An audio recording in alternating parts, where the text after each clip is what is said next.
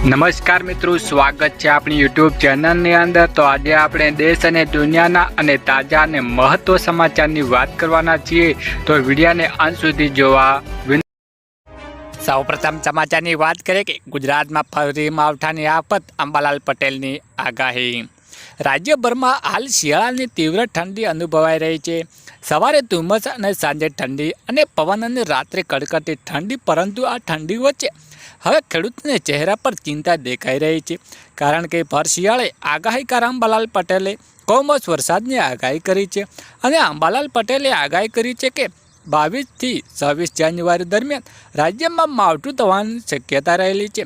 ખાસ કરીને સૌરાષ્ટ્ર અને કચ્છમાં કરા સાથે વરસાદ પડવાની શક્યતા વ્યક્ત કરી છે। એટલું જ નહીં, 30 જાન્યુઆરી 5 ફેબ્રુઆરી વચ્ચે ફરી એક વખત હવામાન પલટો આવી શકે છે અને 13 ફેબ્રુઆરી પણ વાતાવરણ બદલાય તેવી આગાહી કરી છે। વધુ મહત્વની આગળ વાત કરીએ કે ખેડૂતો માટે મહત્વના સમાચાર। કેન્દ્ર સરકારે પીએમ કિસાન યોજનાનો 22મો હપ્તો ફેબ્રુઆરી 2026ના અંત સુધીના ખેડૂતોના ખાતામાં જમા થવાની શક્યતા છે। આ યોજનાની અંતર્ગત ખેડૂતોને વાર્ષિક એટલે કે 6,000 રૂપિયાની સહાય એટલે કે 2,000 રૂપિયાના 3 હપ્તા મળે છે।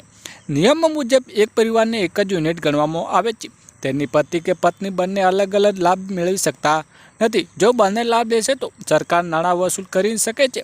હપ્તો મેળવવા માટે KYC કરવી ફરજિયાત છે। વધુ મહત્વની આગળ વાત કરીએ કે SBI ગ્રાહકોને આપશે મોટો ઝટકો। જો તમે ટેસ્ટ બેંક ઓફ ઇન્ડિયા એટલે કે SBIના ગ્રાહક છો તો તમારા માટે એક મોટા સમાચાર આવ્યા છે। સ્ટેટ બેંક ઓફ ઇન્ડિયા એટલે કે ATM ટ્રાન્ઝેક્શન ચાર્જ સુધારો કર્યો છે। ફી ટ્રાન્ઝેક્શન મર્યાદા પૂર્ણ થયા પછી બેંકે ATMનો ઉપયોગ કરવા માટે ચાર્જનો વધારો કર્યો છે। આનો અર્થ એ થયો કે તમે SBIના ગ્રાહક છો તો માનસિક રોકડ ઉપાડવા મર્યાદા પૂર્ણ થયા છે, તે તમારી પાસેથી દરેક રોકડ ઉપાડ માટે 23 GST સહિત અને બેલેન્સ ચેક જેવા કે બિન નાણાકીય વ્યવહારો માટે 11 રૂપિયા ચાર્જ લેવામાં આવે છે।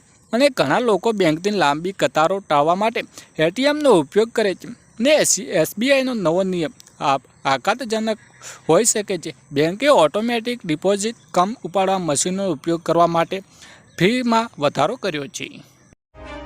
વધુ મહત્વની આગળ વાત કરીએ કે ગુજરાતના દરેક ખેડૂતો માટે 56,000 રૂપિયાનું દેવું। કેન્દ્ર અને રાજ્ય સરકાર દ્વારા ખેડૂતોની આવક બમણી કરવા માટે વાયદાઓ છતાં ગુજરાતના ખેડૂતોની આર્થિક સ્થિતિ કથળી રહી છે। અને લોકસભામાં રજૂ થયેલા રિપોર્ટ મુજબ ગુજરાતના પ્રત્યેક ખેડૂત સાથે સરેરાશ એટલે કે 56,000 રૂપિયા જેટલું દેવું છે। અને રાજ્યના 55 લાખ ખેડૂતો એટલે કે 14,000 કરોડની બેંક લોન લીધેલી છે। ખેતીનો ખર્ચ વધવા અને પાકને પૂરતો ભાવ ન મળવા જેવી સમસ્યાને કારણે ખેડૂતો દેવામાં ડૂબી રહ્યા છે અને ઘણા ખેડૂતો ખેતી છોડી રહ્યા છે। વધુ મહત્વની આગળ વાત કરીએ કે હવે ખાતામાં 2,000 રૂપિયાની જગ્યાએ 4,000 રૂપિયાની જમા। પીએમ કિસાન યોજના હેઠળ સરકારની વર્ષમાં 3 હપ્તા ચૂકવી રહ્યા છે અને હપ્તામાં 2,000 રૂપિયાની ક્રેડિટ કરવામાં આવી રહ્યા છે। આ યોજના લોન્ચ થયા બાદ અત્યાર સુધી તેની રકમમાં કોઈ પણ વધારો થયો નથી। એવામાં 1 ફેબ્રુઆરી રજૂ થનારા બજેટ પણ ફેબ્રુઆરી ચાપતી નજર રાખતી બેઠા છે। જો તમે કિસાન યોજનાનું બજેટ વધારવામાં આવે તો તેનો સીધો ફાયદો ખેડૂતોને મળે છે। હવે 4,000 રૂપિયાની વાત કરીએ તો 22મા હપ્તાની અવાજ ખેડૂતોને 4,000 રૂપિયાની મળે તો જેમાં 21મા હપ્તાની રકમ કેટલી ટેકનિકલને કારણોસર જમા થઈ નથી। જો તમને પણ 21મો હપ્તો નથી મળ્યો તો તમને 22મા હપ્તો ફાયદો મળી શકે છે। વધુ મહત્વની આગળ વાત કરીએ કે સરકારની જાહેરાત વિકાસ દીઠ 20,000 રૂપિયાની સહાય। રાજ્ય હાલમાં શિયાળાની તીવ્ર ઠંડ અનુભવાઈ રહી છે। સવારે ધુમ્મસ એટલે સાંજે ઠંડીને રાત્રે કડકડતી, પરંતુ ઠંડી વચ્ચે હવે ખેડૂતોની ચહેરા ચિંતાએ દેખી રહી છે, કારણ કે ભર શિયાળે આગાહીકાર અંબાલાલ પટેલને વરસાદની આગાહી એટલે કે 22 જાન્યુઆરીની કચ્છના કરા વરસાદ પડવાની શક્યતા વ્યક્ત। એટલું જ નહીં, 23 જાન્યુઆરી 2005 વચ્ચે ફરી હવામાનનો પલટો આવી શકે છે અને 13 ફેબ્રુઆરી વાતાવરણ બદલાવાય તેવી આગાહી કરી છે। વધુ આગળ વાત કરીએ કેન્દ્ર સરકારનો મોટો નિર્ણય। કેન્દ્ર સરકારે ખેડૂતોની લાંબા સમય પડતર માંગણી સ્વીકારીને પીએમ ફસલ વીમા યોજનાનો મોટો સુધારો કર્યો છે। કૃષિ મંત્રી શિવરાજસિંહ ચૌહાણે જાહેર કરી છે કે હવે જંગલી જાનવરો દ્વારા થયેલા પાકને નુકસાન અને ખેતરોમાં પાણી ભરાતા પૂર થયેલા નુકસાન માટે વીમા યોજના હેઠળ ખેડૂતોને વળતર આપવામાં આવશે। આ નિર્ણય ખેડૂતોને વધુ આર્થિક સુરક્ષા પૂરી પાડે છે। વધુ મહત્વની આગળ વાત કરીએ કે મોદીજીનું ગરીબો માટે એલાન। ખેડૂતોને દેશની આર્થિક અને ખાદ્ય સુરક્ષાની રીઢની ડાકરી છે। તેમનું કલ્યાણ સરકાર માટે માત્ર નીતિનો મુદ્દો નથી, પરંતુ રાષ્ટ્રની સમૃદ્ધિ સાથે સીધો સંબંધ ધરાવતું મહત્વપૂર્ણ દાયિત્વ છે. કેન્દ્ર અને રાજ્ય સરકારની ખેતી ક્ષેત્રે મજબૂત બનાવવા માટે અનેક પગલાં લઈ રહી છે, જેનો મુખ્ય હેતુ ખેતી ખર્ચ ઘટાડવાની, આવકમાં વધારો લાવવા અને ખેડૂતોને આત્મનિર્ભર બની શકે છે. વધુ આગળ વાત કરીએ કે પીએમ કિસાન રાજ્ય સરકારને 9,000ની ભેટ. પ્રધાનમંત્રી કિસાન સન્માન નિધિ યોજના હેઠળ કેન્દ્ર સરકાર 6,000 રૂપિયાની સહાય આપી રહ્યા છે, જ્યારે રાજસ્થાન સરકાર વધારાના એટલે કે 3,000 રૂપિયા આપી રહી છે. આમ ખેડૂતોને કુલ 9,000 રૂપિયાની વાર્ષિક મળી રહી છે. અને મુખ્યમંત્રી ભજનલાલ શર્માએ જણાવ્યું હતું કે અત્યાર સુધી 72 લાખ એટલે કે 4 કિસ્તમ એટલે કે 2,073 કરોડ રૂપિયાનો વધારાની રકમ મળી ચૂકી છે. વધુ મહત્વની વાત કરીએ કે ટોલ પ્લાઝા પર કેશ પેમેન્ટ બંધ. કેન્દ્ર સરકાર દ્વારા ટોલ પ્લાઝા પર મોટો ફેરફાર કરવામાં આવી રહ્યો છે અને 1 એપ્રિલ 2026થી દેશના તમામ ટોલ પ્લાઝા પર રોકડ વ્યવસ્થા સંપૂર્ણપણે બંધ કરી દેવામાં આવશે અને વાહન ચાલકોને હવે માત્ર ફાસ્ટેગ અથવા યુપીઆઈ દ્વારા જ ટોલ ટેક્સ ચૂકવવું પડશે. કેન્દ્ર સરકારના માર્ગ પરિવહનના મંત્રાલય સચિવ ઉમાશંકરે આ અંગેની જાહેરાત કરી હતી. આ નિર્ણયનો હેતુ ટોલ નાકા પર લાગતી લાંબી કતારોને ઘટાડવાની, ઇંધણ તેમજ સમય બચાવવાનો રહેશે. વધુ મહત્વની આગળ વાત કરીએ કે પીએમ કિસાન યોજના એટલે કે 22મા હપ્તાની તારીખ પણ મોટી અપડેટ. પીએમ કિસાન સન્માન નિધિ યોજના હેઠળ કરોડો ખેડૂતોને હવે 22મા હપ્તાની આતુરતાની રાહ જોઈ રહ્યા છે. તે સરકાર સૂત્રો મુજબ આ હપ્તો ફેબ્રુઆરી અથવા માર્ચ 2026 સુધી ખેડૂતોના ખાતામાં જમા થઈ શકે છે. જો કે આ લાભ મેળવવા માટે ખેડૂતોએ એફી, કેવાયસી અને જમીન ચકાસણી જેવી પ્રક્રિયાનો પૂર્ણ કરવી પણ અનિવાર્ય છે, જેને ખેડૂતોના ડેટાના વિગતની વખતે 2,000 રૂપિયાની આ હપ્તો મળી શકે તેમ નથી. વધુ મહત્વની આગળ વાત કરી કે પશુપાલકને મળશે 13,500 રૂપિયાની સબસિડી. રાજ્ય દ્વારા પ્રજાહિતના અને યોજનાને અમલમાં મૂકવામાં આવી રહી છે, જેના ખેડૂતોને પશુપાલક માટે સરકારે વિશેષ યોજનાઓ અમલમાં મૂકી રહી છે.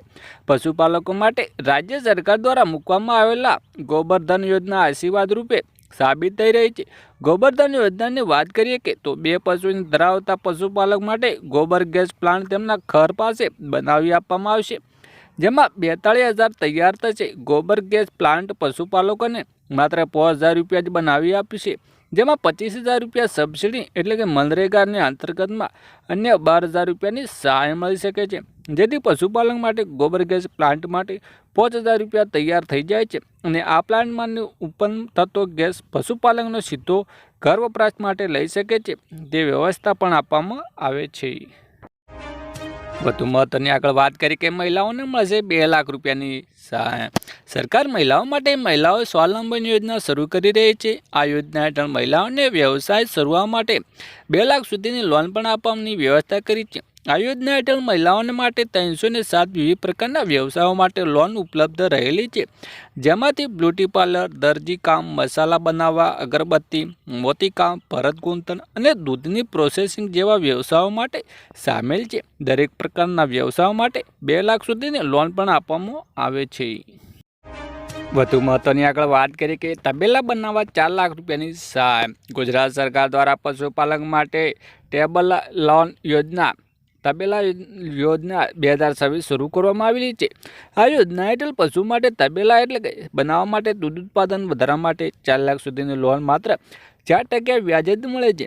ગ્રામીણ વિસ્તારો માટે ખાસ લાભ સરળ હપ્તાની લોન પર કરવામાં સુવિધા. પશુપાલકોને પ્રાથમિકતાની પશુપાલન સાથે જોડાયેલા છો તો આ તક ચૂકશો નહીં અને આ ઓનલાઈન પર તમે અરજી કરી શકો છો. વધુ મહત્વની આગળ વાત કરીએ કે આધાર કાર્ડ હવે તમે ઘરે બેઠા અપડેટ કરી શકશો. આધાર કાર્ડ એટલે કે પોર્ટલની ઉપયોગ કરીને નામ, સરનામું, જન્મ તારીખ અને મોબાઈલ નંબર સહિતની વસ્તી વિષયક વિગતો ઓનલાઈન અપડેટ કરી શકશો. આ ફેરફાર ચોક્કસ અપડેટ માટે રૂબરૂ મુલાકાતોની જરૂરિયાતો દૂર કરે છે. એક અથવા વધુ વસ્તી વિષયકોના ક્ષેત્રના નામ, સરનામું, મોબાઈલ નંબર વગેરે અપડેટ કરવા માટે ભલે તે આ દ્વારા નોંધણી કેન્દ્ર અને ઓનલાઈન કરવા માટે 75 રૂપિયા જીએસટી સહિત ખર્ચ થશે. ઓનલાઈન દસ્તાવેજ અપડેટ હાલમાં 14 જૂન સુધી 2026 સુધી મફત રહેલી છે. વધુ આગળ વાત કરીએ કે પીએમ કિસાન રાજ્ય સરકારને 9,000ની પેડ. પ્રધાનમંત્રી કિસાન સન્માન નિધિ યોજના હેઠળ કેન્દ્ર સરકાર 6,000 રૂપિયાની સહાય આપે છે, જ્યારે રાજસ્થાન સરકારે વધારીને 3,000 રૂપિયા આપી રહી છે. આમ ખેડૂતોને કુલ 9,000 રૂપિયાની વાર્ષિક મળી રહ્યા છે.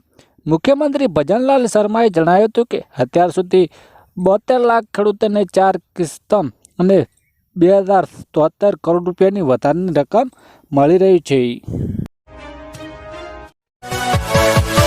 Yeah.